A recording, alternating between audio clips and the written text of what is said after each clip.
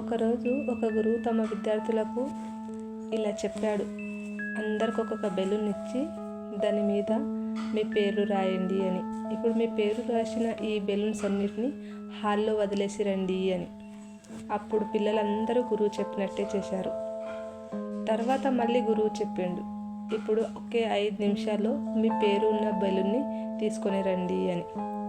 అందరూ పరుగులు పెట్టారు, కానీ ఎవ్వరికి తమ బెలూన్ దొరకలేదు. తర్వాత గురువు మళ్ళీ చెప్పాడు, మీ చేతికి ఏ బెలూన్ దొరికితే ఆ బెలూన్ని చూసి ఆ బెలూన్ పైన ఉన్న పేరు ఏ వ్యక్తిదైతే ఉంటుందో ఆ వ్యక్తికి ఇవ్వండి అని.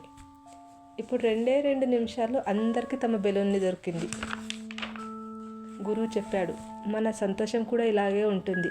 మన కోసం మాత్రమే వెతికితే దొరకదు, ఇతరులకు సహాయం చేస్తేనే దొరుకుతుంది అని.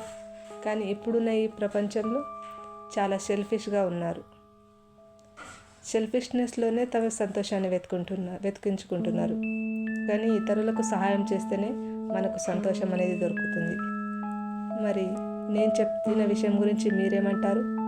ఇతరులకు సహాయం చేయడంలోనే మనకు సంతోషం అంటారా, లేదా స్వార్థంతో ఆలోచిస్తేనే మన సంతోషం అంటారా? కానీ ఈ రోజుల్లో చాలామంది స్వార్థపరులు అయిపోయారు. ఇతరులను ఇబ్బంది పెట్టడమే మన సంతోషం అనుకుంటున్నారు. మరి మీరేమంటారు?